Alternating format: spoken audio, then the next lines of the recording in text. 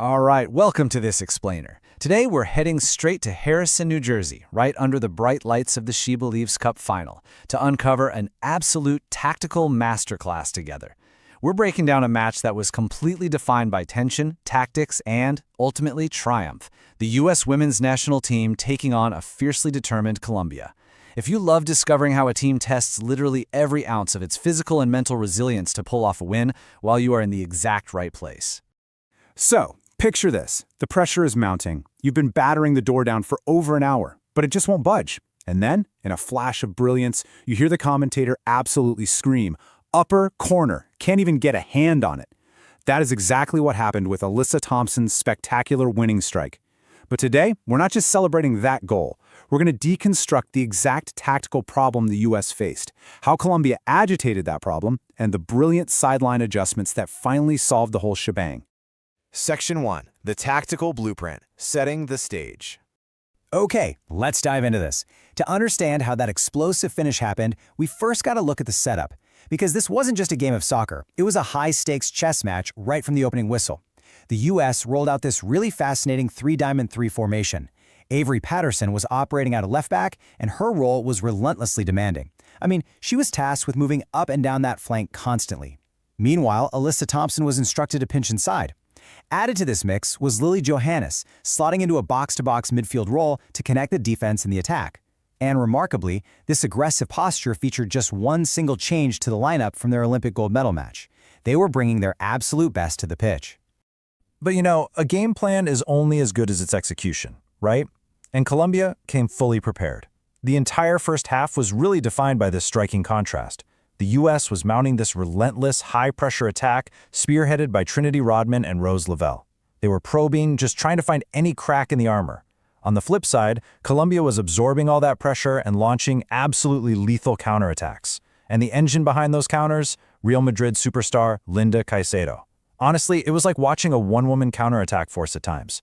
The U.S. had to figure out how to break through a stubbornly set defense without getting completely destroyed in transition. Section 2. A physical chess match. Frustration sets in. As you might expect, when two immovable objects collide, the tactics quickly gave way to a deeply physical grind. The referee's whistle was definitely busy. Lily Johannes was penalized early on for a high studs-up tackle, which really set a gritty tone. Players like Trinity Rodman and Sam Coffey were taking incredibly aggressive hits as they tried to work through the midfield.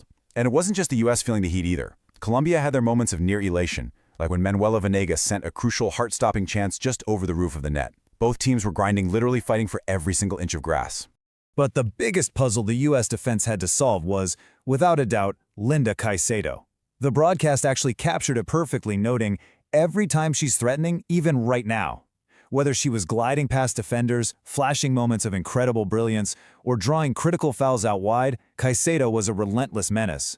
She was the main problem the U.S. desperately needed to manage, while simultaneously trying to jumpstart their own stalling offense.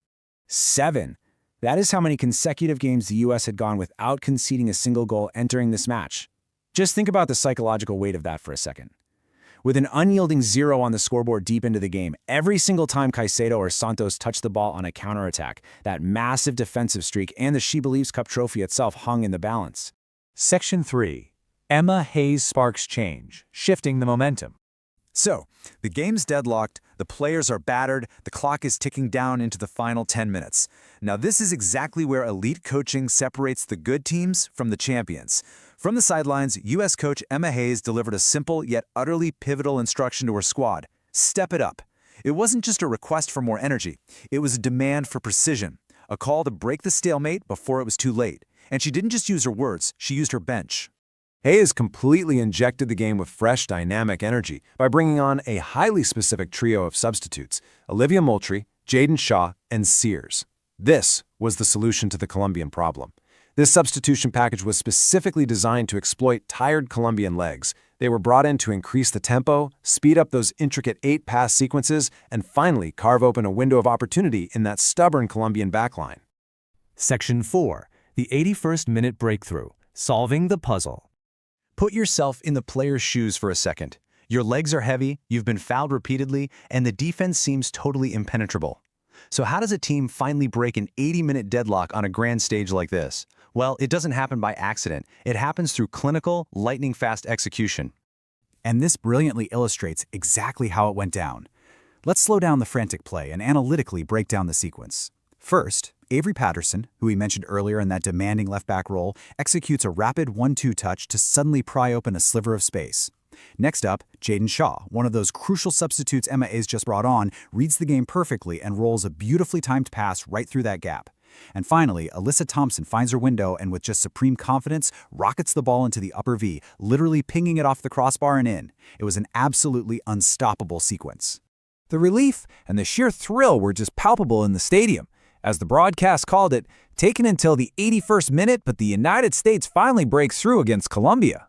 After 80 minutes of grinding physical play, of weathering dangerous counterattacks, and making tactical adjustments, that single moment of cohesive brilliance shattered the deadlock. It was the exact emotional payoff the fans, and the players for sure, had been waiting for. Section 5. Championship Defense. The Tournament Run. When you pull back from this single match, you really see the broader context of their tournament run, because this game was a true microcosm of their entire performance. This is what dominance looks like when it's built on an absolute fortress of a defense. Against Argentina, a 1-0 win. Against Canada, a 1-0 win. And finally, against Colombia, a 1-0 win. That's 3 games, 3 victories, and not a single goal conceded throughout the entire SheBelieves Cup run. They didn't blow teams out. Instead, they systematically dismantled them through unbreakable defensive structure and timely clinical strikes. Which brings us to the ultimate takeaway from this explainer.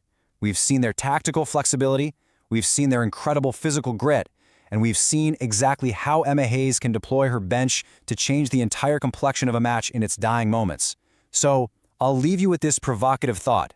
With a defense this unbreakable and a bench capable of completely shifting a game, who can actually stop the USUWNT's momentum? Thank you so much for joining me for this tactical deep dive. Keep asking questions, keep analyzing the game, and we'll see you next time.